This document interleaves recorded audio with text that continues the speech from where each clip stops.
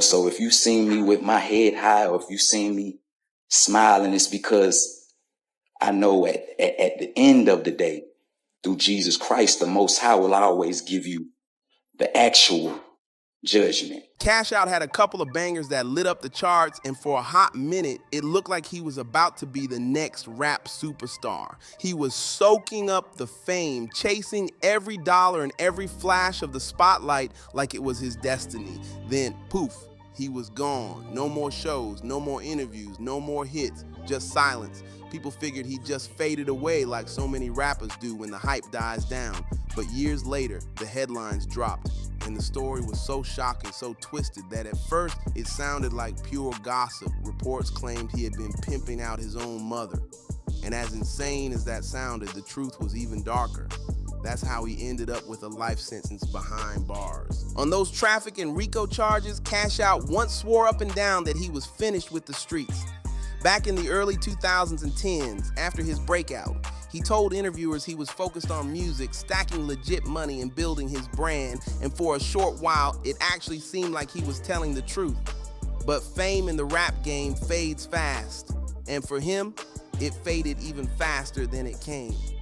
By the time the buzz around his music died out, he was desperate for a way to keep the money rolling in. Instead of staying clean, Cash Out dived headfirst back into crime.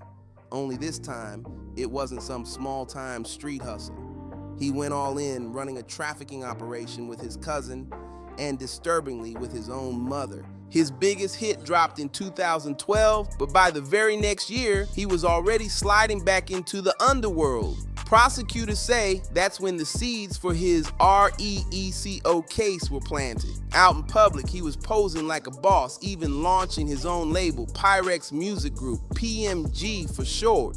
But according to cops, PMG wasn't about signing talent at all, so it was a cover. The so-called music label was being used to bait women with fake promises of making it big in rap. Instead of recording music, they were allegedly being kidnapped, exploited, and forced into sex work. Cash Out was also cashing in online, posting on adult platforms and social media. He was linked to a woman named Boots, who appeared with him in steamy videos on OnlyFans. But Boots wasn't the only one in the mix. Investigators say there were multiple women involved.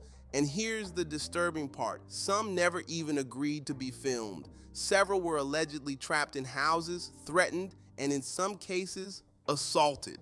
The RICO indictment didn't just have Cash Out's name on it, it dragged in his own bloodline. His mother, Linda Smith, better known in the streets as Mama Cash, and his cousin, Tyrone Taylor, were right there with him. Cops claim this was a family business, but not the kind you brag about. Mama Cash wasn't just being pimped herself. She was allegedly scouting and recruiting other women into the scheme.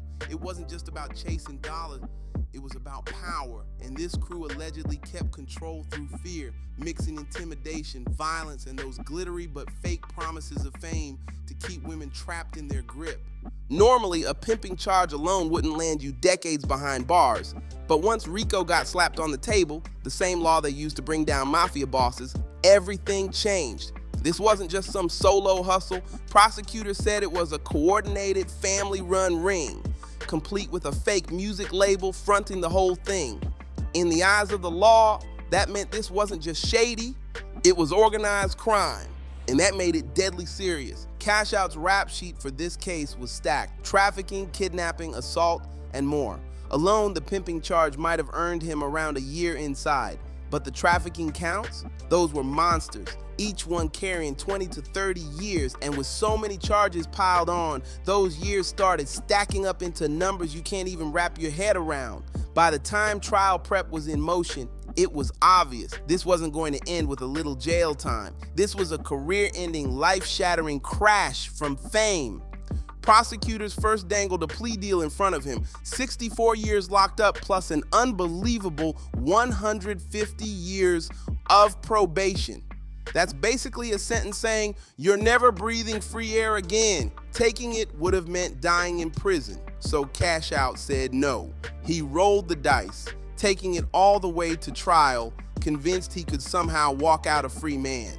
Just a couple months before the trial kicked off, prosecutors slid another deal across the table, so this time 25 years. Compared to that brutal first offer, it was a massive drop. And because this was a state RICO case instead of a federal one, there was a shot he could shave years off with good behavior. It was the closest thing he'd ever get to seeing the outside again. But Cash Out's ego, or maybe his blind faith that the state couldn't nail him, made him push it away. He was all in, betting that he could walk out of court a free man. That gamble, a disaster. The moment the trial opened and witnesses started lining up, you could feel the air change. Every testimony chipped away at any sympathy he might have had left.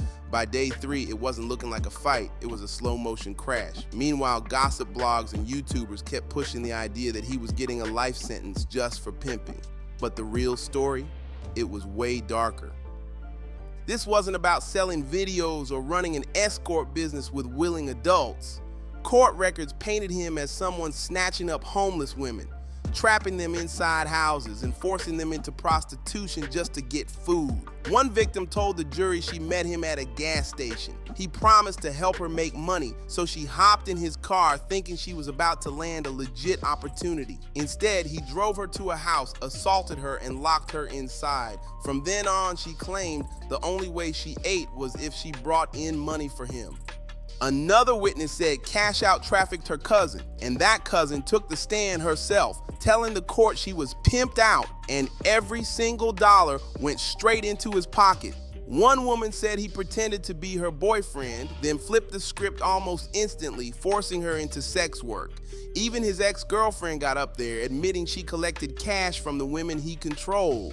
And then came the jaw dropper. His mother, Linda Smith, aka Mama Cash, wasn't just sitting in the background, she was deep in it. Prosecutors said she was recruiting women, handling payments, and even selling her own body in her 50s. Mama Cash allegedly slid into women's Instagram DMs, telling them she could hook them up with modeling or entertainment gigs. But for some of those women, the job they got was nothing like what they'd been promised. It was something far darker. One victim and her friend thought they were stepping into the spotlight when Mama Cash promised them modeling gigs. Instead, prosecutors said she lured them straight into a nightmare, setting them up to be robbed and sexually assaulted by 3 men in a motel room. Both women were left shaken, traumatized, and trapped in a situation they never saw coming. By the time the prosecution laid it all out, there was no doubt in their eyes. This was a family-run trafficking machine. Cash Out, Mama Cash, and cousin Tyrone Taylor all went down together. Right before sentencing, Cash Out made one last desperate swing at convincing the court he was innocent. Standing there in front of the judge, he claimed he'd done nothing wrong. You know, you can be falsely accused of things. Jesus was falsely accused. A lot of the prophets were falsely accused. You don't have that emotion like you've done something. You know, so if you seen me with my head high, or if you seen me smiling, it's because I know at the end of the day, through Jesus Christ, the Most High will always give you the actual judgment. And in a jaw-dropping move, compared himself to Jesus. He told the court every woman he worked with was there willingly and that he never forced anyone. The judge wasn't buying a single word of it. When the hammer dropped, the numbers were brutal. Life in prison plus 70 more years on the RICO charges for Cash Out. His cousin Tyrone, life plus 60 years. Mama Cash walked away with what might look lighter on paper but still crushing, 20 years for RICO and trafficking. Word around the streets was that Mama Cash had been the one to first steer him toward pimping years ago, planting the seeds for the criminal empire that would eventually take them all down. Cash Out's road to this fall was chaotic from the start. He came up in the streets, dodging a gun charge in 2009 before turning his sights on rap. By 2011, he had inked a deal with a small indie label, Bases Loaded, and dropped Cashing Out, a track that caught enough buzz to land him in front of L.A. Reid. That meeting changed everything. He signed to Epic Records, re-released the single, and watched it explode. Remixes with Chief Keef, Yo Gotti, and Young Jeezy followed, and in 2013, he even teamed up with Future for Another Country. But by 2014, the shine was wearing off. He managed a quick chart blip with She Twerkin' and dropped an album, but the momentum was fading fast. Mixtapes in 2015 and 2017 barely made a ripple, and according to prosecutors, by that point, music was no longer the main hustle. He was fully locked into trafficking, using his industry connections and street reputation to reel in victims, hiding the darkness of what was really going on. One case laid out in court was straight out of a nightmare. A homeless woman asked Tyrone Taylor for bus fare, thinking she'd just get a couple of dollars to get where she needed to go. Instead, he told her he could help her out with a place to stay. But that so-called help led her straight to a motel, where she was assaulted and forced into prostitution. After the verdict, whispers started flying, with some folks trying to link Cash Out's downfall to the high-profile Young Thug RICO case. In that trial, prosecutors fumbled badly, and when Thug walked free, Atlanta's District Attorney Fonnie Willis took heat from all sides. Some speculated the system decided to come down even harder on Cash Out just to make an example out of him. But here's the difference. Unlike Thug's case, where tying him directly to crimes proved tricky, the mountain of evidence against Cash Out was undeniable. The brutality of what went down, the chilling testimony from victim after victim, and the fact that his own family was knee-deep in the operation left no wiggle room. Alongside Cash Out, Tyrone, and Mama Cash, two more names popped up in the indictment: his manager, Demetrius Drama Edwards, and Kiara Danielle Boots Adams.